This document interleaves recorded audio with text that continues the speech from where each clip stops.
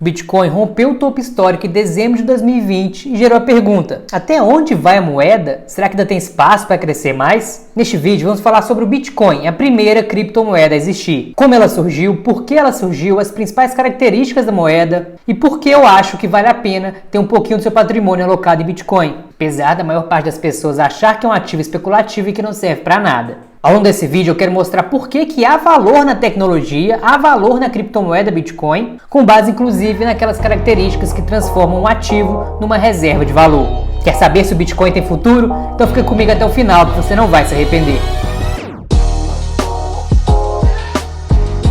Meu nome é André Araújo, eu sou engenheiro e investidor.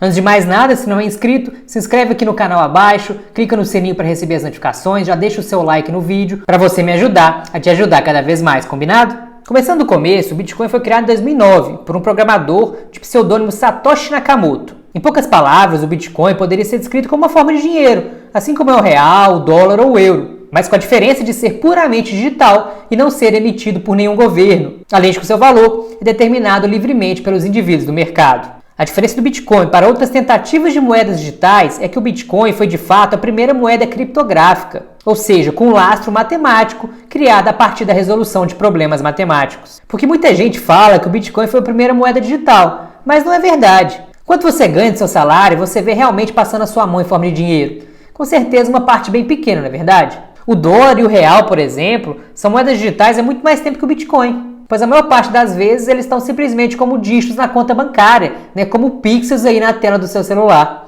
Então o Bitcoin não é apenas uma moeda digital, ele é uma moeda criptográfica. Ele é produzido através da resolução de problemas matemáticos complexos e que vão ficando cada vez mais complexos em um processo chamado mineração. No começo da tecnologia, qualquer computador poderia minerar e receber bitcoins como recompensa após a solução desse problema matemático. Hoje, devido à complexidade desse tipo de problema, somente supercomputadores são capazes de realizar esse tipo de mineração.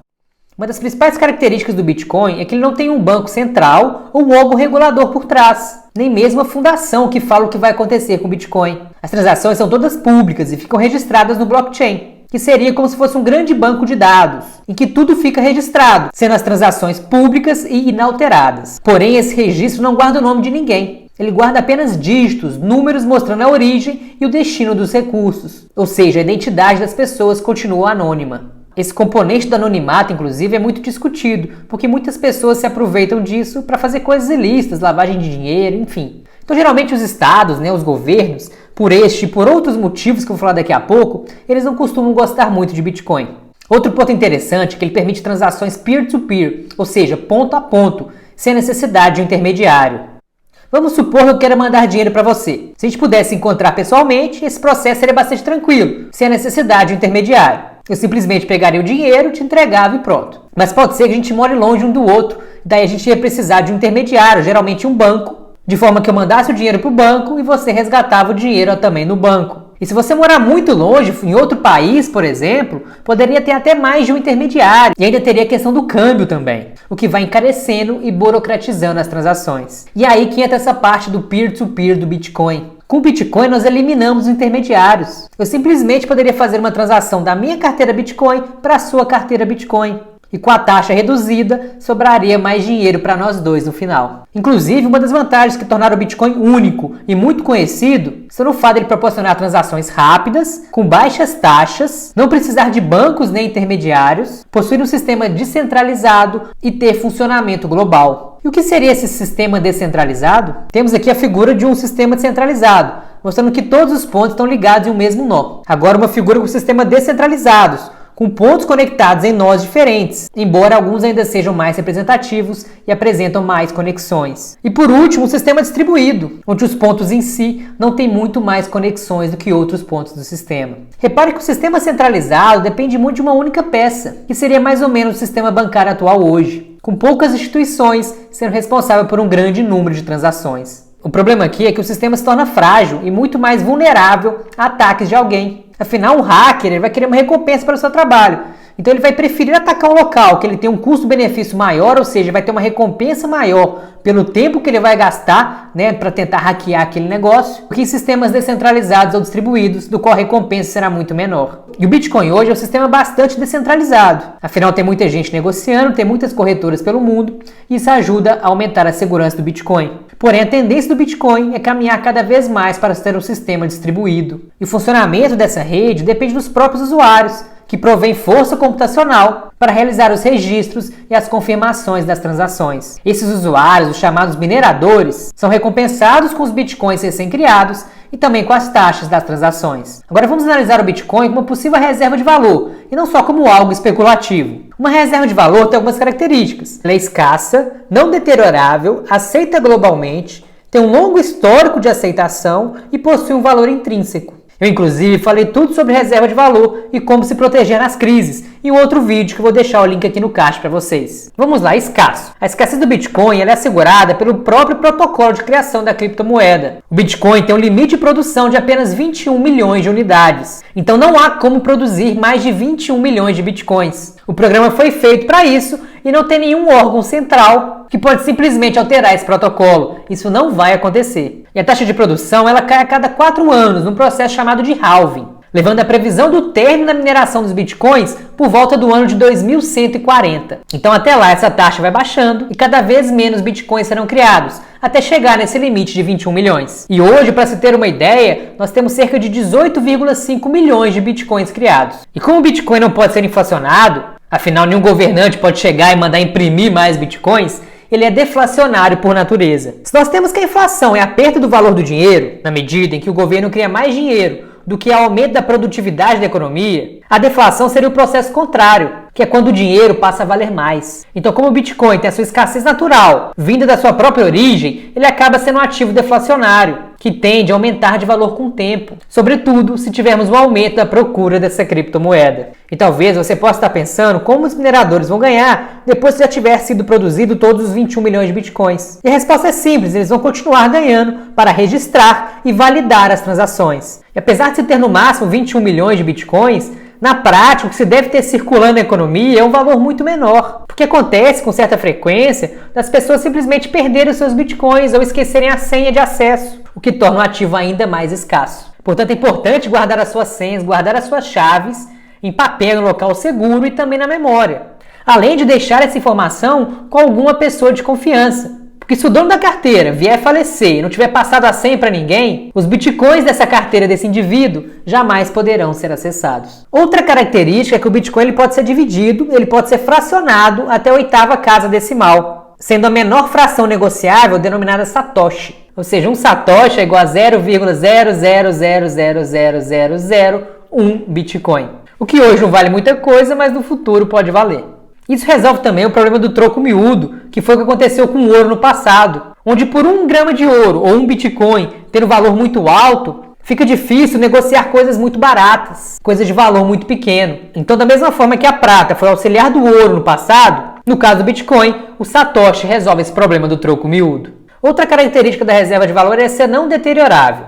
Isso não é nenhuma novidade, afinal, a maior parte do dinheiro que já usamos hoje, ele é não deteriorável. Ele é digital, são apenas dados na tela do nosso celular. E os bitcoins nada mais são do que dados que ficam armazenados em carteiras, as chamadas wallets, que podem ser tanto físicas quanto digitais também. Existem 2 tipos de carteiras, 2 tipos de wallets para se guardar o Bitcoin.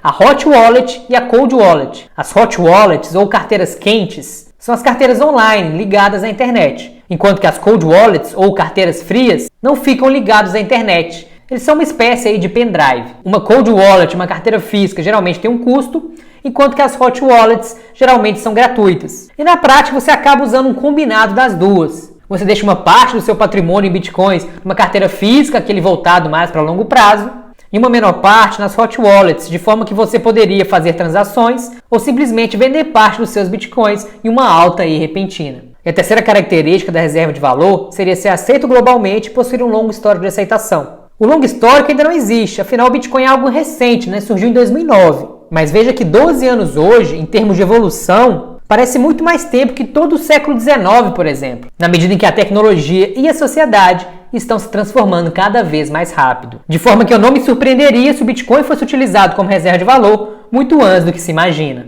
A primeira transação real com o Bitcoin, com ele sendo utilizado para comprar alguma coisa, aconteceu em 2010 por um programador que minerava Bitcoins e ele comprou 2 pizzas pela bagatela de 10 mil Bitcoins. E hoje, na data que eu gravo esse vídeo, essas 2 pizzas valeriam mais de 200 milhões de dólares, ou mais de 1 bilhão de reais. Essa pizza é cara mesmo. E desde a compra dessas 2 pizzas até os dias de hoje, o ecossistema do Bitcoin já melhorou bastante. E várias empresas grandes e pessoas de renome têm se interessado por esse mercado, querendo se expor ao ativo, que vem crescendo bastante. Veja que 100 dólares investido em 1/2 de 2009 teria se transformado hoje. 100 dólares em ações da Amazon teriam virado 5.411 dólares. 100 dólares em ações da Apple teriam virado 6.662 dólares, o que já é impressionante. Agora em Bitcoin, esses 100 dólares já valeriam mais de 1 bilhão. Porém, vale sempre lembrar que essa subida não foi uniforme. No meio do caminho existiram quedas grandes, sendo a maior delas em 2017 de 80%. Ou seja, o Bitcoin foi e ainda é muito volátil, não sendo incomum variações de mais de 10% em um único dia. Então veja que é preciso ter um certo estômago para aguentar essa volatilidade do Bitcoin. Embora ele seja muito volátil, outra coisa que tem ajudado na aceitação do Bitcoin globalmente é o que está acontecendo na Argentina e na Venezuela, por exemplo. Porque são países com uma inflação elevada e crescente. Ou seja, lá o dinheiro estatal não está valendo praticamente nada. Então, mesmo com essa grande volatilidade, as pessoas preferem deixar suas reservas em bitcoins, porque o Bitcoin o Estado não consegue ter o controle. Então, o usual é que o venezuelano ou o argentino, ele tem a sua reserva em bitcoins, troca ali por um pouquinho de peso ou de bolívares para fazer uma compra no mercado, mas mantém a maior parte do seu patrimônio, a maior parte das suas reservas em uma carteira digital de bitcoins. E a última característica da reserva de valor seria o valor intrínseco. Embora não exista um valor intrínseco para o Bitcoin, existe um ponto relevante que pouca gente considera, que é o fato do Bitcoin ser inconfiscável. Porque veja que tivemos o confisco no Brasil nos anos 90, na Argentina em 2001 e quase na Argentina no passado também. E nesse ponto você pode pensar, mas o governo pode declarar os Bitcoins ilegais e proibir as transações. Ele pode fazer isso sim, porém mesmo que ele chegue aí no cúmulo de entrar na sua casa e procurar por Bitcoins, ele não seria capaz de achar ou de acessar esses Bitcoins, porque eles não precisam estar com você. Em poucos minutos você poderia mandar esses Bitcoins para uma carteira online. Além de que seus recursos não podem ser alterados e nem acessados por outras pessoas, a não ser que eles tenham a sua senha.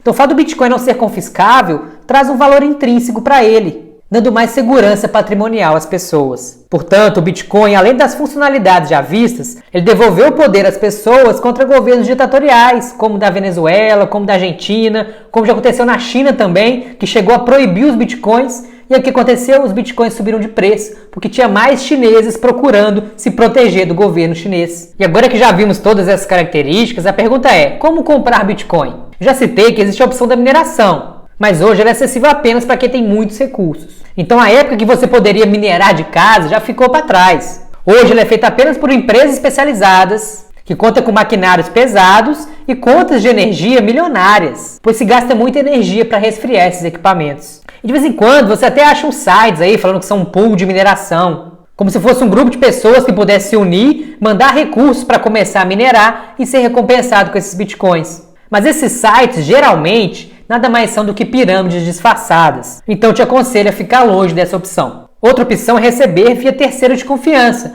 via transações sem um intermediário. Eu te mando Bitcoin, você me manda dinheiro ou vice-versa. Mas como as operações não são simultâneas, não é ao mesmo tempo que eu envio para você e você envia para mim, tem que haver confiança entre as partes, porque simplesmente um pode enganar o outro.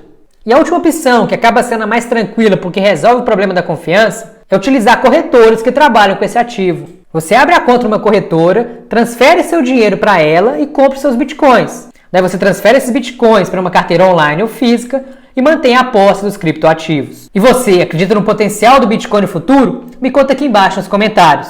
E se esse vídeo te ajudou de alguma forma, deixa seu like, se inscreva no canal e compartilhe esse vídeo com aquela pessoa que não sabe o que é Bitcoin ou que acredita que o Bitcoin não tem valor nenhum. E caso tenha ficado alguma dúvida, ou se quiser que eu faça um outro vídeo mostrando a parte prática de compra, de transferência, de manutenção dos Bitcoins na carteira, me conta aqui embaixo também nos comentários, para eu saber que esse assunto é relevante para vocês, combinado? E me segue no Instagram, @eu.andrearaújo. Lá eu respondo dúvidas, faço lives, mostro a minha rotina de engenheiro e investidor. E eu tenho certeza que a gente vai se conectar muito mais. @eu.andrearaújo. Um grande abraço e até o próximo vídeo.